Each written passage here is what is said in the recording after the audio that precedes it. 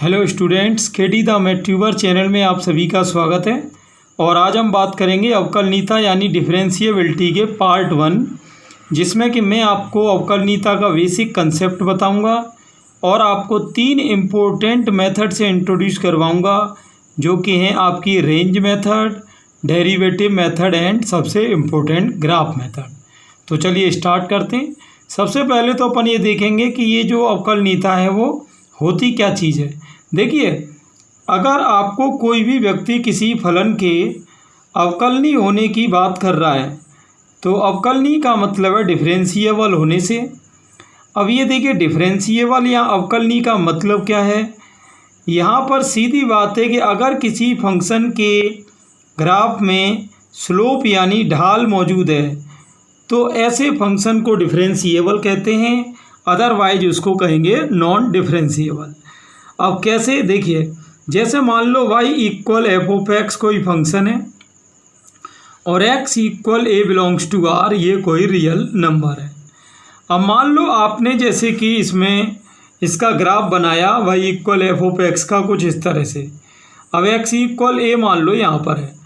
अब आप देख सकते हो कि a के ऊपर जो एफ ऑफ a जहाँ भी लाई करेगी, अगर उस जगह पर ढाल मौजूद है, जैसा कि इस ग्राफ में आप देख रहे हैं कि यहाँ स्लोप बन रही है ये, तो इसको अपन कहेंगे कि function is differentiable eight x equal a।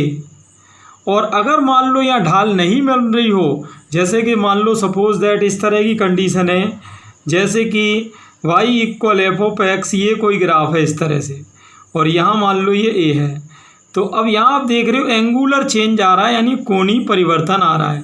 तो अगर कोणीय परिवर्तन आए यानी दो स्ट्रेट लाइन वहाँ दिख रही हैं आपको, तो इस जगह पर ढाल इसकी नहीं है, तो इसका मतलब यहाँ हो जाएगा ये कि function is non differentiable eight x equal a, यानी फलन x इक्वल a पर अनअवकलनीय है।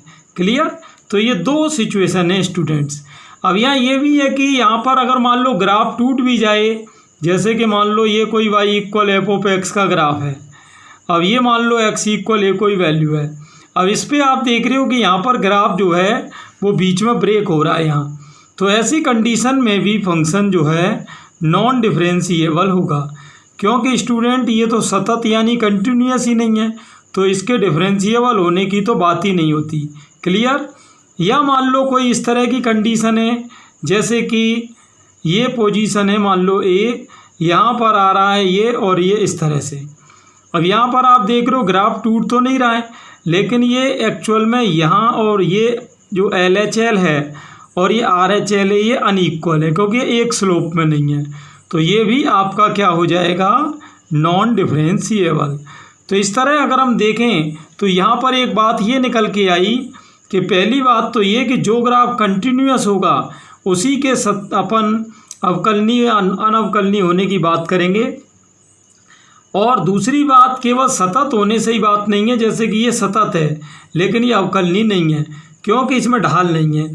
तो यहाँ दो शर्तें हैं। देखिए यहाँ पर अब अवकलनीय होने की केस क्या क्या हैं वो देख लेते हैं अपन। केस फॉर डिफरेंशिएबिलिटी यानी अवकलनीयता की शर्त। पहली चीज़ तो फंक्शन शुड बी कंटिन्यूअस, यानी फलन जो है वो सतत होना चाहिए। अब सतत के लिए आपको पता ही है कि F of A, RHL and LHL ये सब इक्वल होनी चाहिए। दूसरी अपनी जो इसमें शर्त है स्टूडेंट्स, वो क्या है कि फलन में जो फलन का वक्र है या ग्राफ है उसमें होनी चाहिए ढाल, यानी स्लोप होनी चाहिए। अगर ढाल नहीं होगी तो वो फलन भी अनअवकलनीय मान लिया जाएगा। कैसे, एक एग्जांपल देखते हैं। जैसे मान लो किसी ने मुझे y इक्वल साइन एक्स दे दिया और x इक्वल π/3 पर वो मुझे इसे चेक करने को बोल रहा है।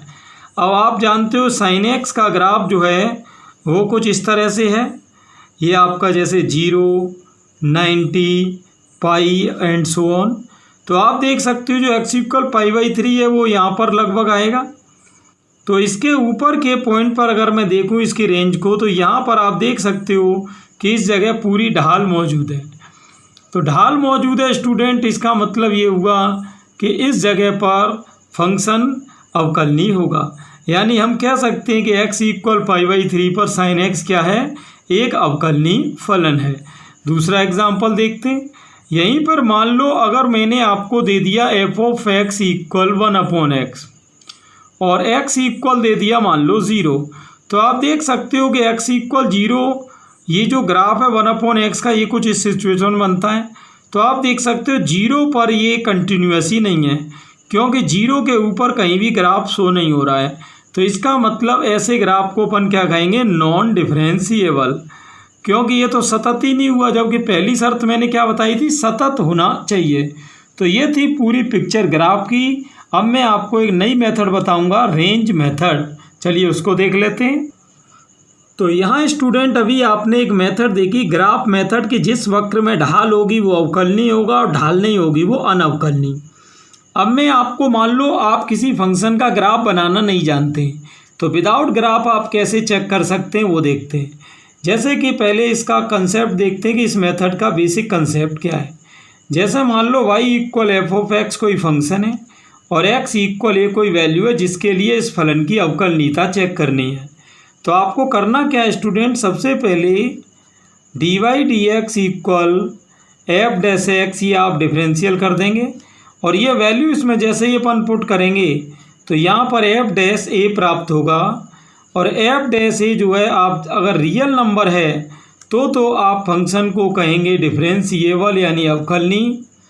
और अगर ये f'(a) अनरियल आ गया, यानी कोई इमेजनरी या अनडिफाइंड कंडीशन हो गई, तो ये हो जाएगा स्टूडेंट नॉट डिफरेंशिएबल। तो देखते हैं ये मेथड किस तरह काम करेगी एक एग्जांपल लेकर। जैसे मान लो मैंने y इक्वल किसी को कोई फंक्शन दे दिया cos x और x की वैल्यू दे दी π/6। तो अब ये मेथड देखना कैसे काम करेगी। सबसे पहले आप इसका डेरिवेटिव निकालोगे यानी अवकलन करोगे, तो ये तो आप जानते हो माइनस साइन x हो गया। अब ये वैल्यू जैसे ही मैं इसकी डालूंगा तो dy dx को जैसे ही अपन x इक्वल π/6 पर निकालेंगे तो साइन π/6 यानी साइन 30 1/2 होता है, और हम जानते हैं जो कि एक रियल नंबर है। तो इसका मतलब ये फंक्शन इसमें क्या होगा, डिफरेंशिएबल। तो सीधी बात क्या हुई कि यदि किसी फलन का अवकलज दिए गए बिंदु पर एक वास्तविक संख्या लेकर आता है तो वो होगा अवकलनीय, और अगर वो अपरिभाषित या काल्पनिक या अनिवार्य ऐसा कुछ लेके आता है तो वो होगा अनअवकलनीय। कैसे, चलिए मैं अनअवकलनीय का भी एक आपको एग्जाम्पल बता दे रहा हूँ। जैसे मान लो मैंने यहाँ पर कोई क्वेश्चन ले लिया y इक्वल 10x और x की वैल्यू ले ली मान लो 90। क्लियर। अब इसको देखते हैं यहाँ पर। तो मान लो dy dx अगर हम चेक करें तो 10 का क्या होता है, sec² x, और अगर ये वैल्यू इसमें मैं पुट करूँगा तो dy dx at x equal π/2, तो sec 90 इन्फिनिटी होता है, जो कि हम रियल में कंसीडर नहीं कर सकते। क्लियर। यहाँ पर ये ध्यान रहे अकेले रियल से ही काम नहीं है, एक डेफिनेट वैल्यू भी आना ज़रूरी है। तो ये स्टूडेंट किस में गया अपना, नॉन डिफरेंशिएबल। क्लियर। तो इस मेथड के लिए लेकिन आपको डेरिवेटिव पता होना मस्ट है।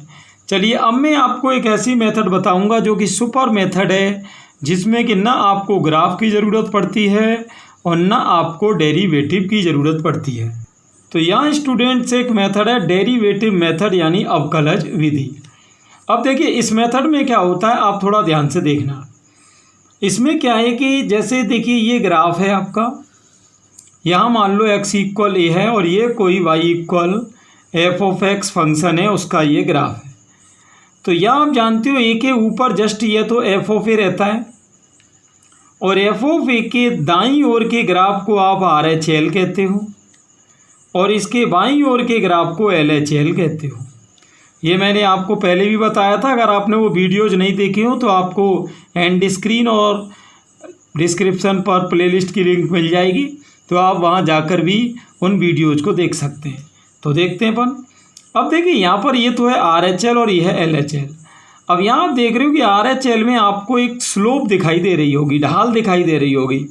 यही जो आपकी स्लोप होती है यानी स्लोप ऑफ RHL यानी दाईं सीमा की ढाल, इसको कहते हैं RHD यानी राइट हैंड डेरिवेटिव, और हिंदी में जिसको कि हम कहेंगे दायां अवकलज। क्लियर। ऐसे ही अगर मैं मान लो यहाँ स्लोप है जो इस तरह से ही आपकी ये स्लोप है आपकी स्लोप ऑफ LHL, और स्लोप ऑफ LHL को स्टूडेंट अपन कहते हैं LHD लेफ्ट हैंड डेरिवेटिव यानी बायां अवकलज। क्लियर। तो ये दो पोजीशन है आपकी, दायां अवकलज और बायां अवकलज। अगर इनकी वैल्यू जो है आपकी सेम आ जाती है और वास्तविक भी आ जाती है, ये सॉरी RHD है, RHD इक्वल LHD आ जाता है, तो यहाँ पर फलन माना जाता है डिफरेंशिएबल यानी अवकलनीय। और अगर ये वास्तविक नहीं आए या ये बराबर नहीं आए तो उसको फिर नॉन डिफरेंशिएबल यानी अनवकलनीय मानते हैं।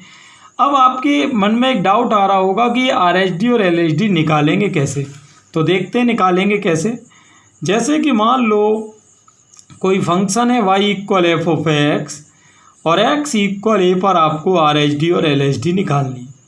तो यहाँ स्टूडेंट RHD का फॉर्मूला आपका रहता है RF' of a equal limit h tends to 0 f of a plus h minus f of a upon h। ये तो हो गया RHD। और LHD का अगर हम देखें तो ये आपका हो जाता है LF' a equal limit h tends to 0 f of a minus h minus f of a upon minus h। तो ये स्टूडेंट RHD हो जाती है और ये आपकी हो जाती है LHD। क्लियर। अब ये था आपका एक इम्पोर्टेंट वीडियो डिफरेंशिएबिलिटी के बेसिक कंसेप्ट के बारे में। अगले वीडियो में मैं आपको डिफरेंशिएबिलिटी के इन तीनों मेथड के ऊपर क्वेश्चंस कराऊंगा जो प्रीवियस एग्ज़ाम में आए हुए हैं। तो आप सभी चैनल पर बने रहें, और अगर आप चैनल पर नए हैं तो चैनल को सब्सक्राइब कर दें और नोटिफिकेशन बेल को प्रेस कर दें, जिससे कि आपको आगे आने वाले वीडियोज़ के नोटिफिकेशन टाइम टू टाइम मिलते रहें। Thanks for watching.